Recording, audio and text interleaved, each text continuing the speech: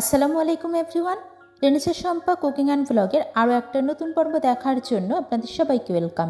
আজ আমি আপনাদের সাথে শেয়ার করব বার্গার সস অথবা বার্গার মেয়োনিজ রেসিপি। আর এটা কিভাবে মাত্র 2 মিনিটে বানিয়ে ফেলা যায় সেটাই আপনাদের মাঝে আজকে আমি শেয়ার করতে এসেছি। চলুন মূল রেসিপিতে যাওয়া যাক। এখন আমি একটা ডিম সিদ্ধ করে 2 পিস করে নিয়েছি, সেটা ব্লেন্ডারের জারে দিয়ে নিলাম। এখানে নিয়েছি আমি হাফ কাপ পরিমাণ টক দই, 4 চা চামচ পরিমাণ টক দই ব্লেন্ডারের জারে দিয়ে নেব।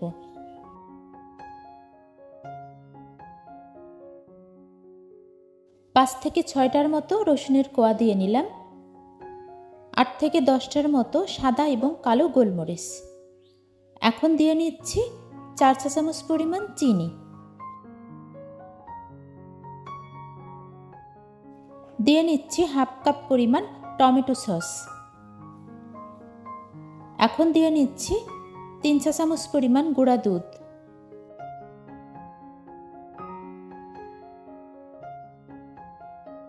তিন চা চামচ পরিমাণ ঘি। আপনারা চাইলে এখানে তেলও ইউজ করতে পারেন, তবে আমি তেলের পরিবর্তে ঘি দিয়ে নিচ্ছি। আপনারাও চেষ্টা করবেন ঘিটা দেওয়ার জন্য। দিয়ে নিচ্ছি 1 ফালি লেবুর রস।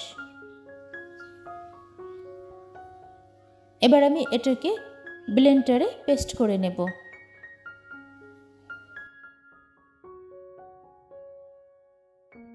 ফিরে আসলাম ব্লেন্ডারের জারে উপকরণগুলো পেস্ট করে নেওয়ার পর। আর এখন দেখতেই পারছেন যে কতটা দারুণ হয়ে গেছে আজকের বার্গার মেয়োনিজ অথবা বার্গার সস রেসিপিটা।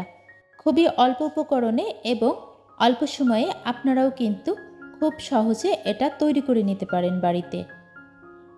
আর একেবারে কিন্তু পারফেক্ট দোকানের মতো হবে এই মেয়োনিজ অথবা বার্গার সস রেসিপিটা।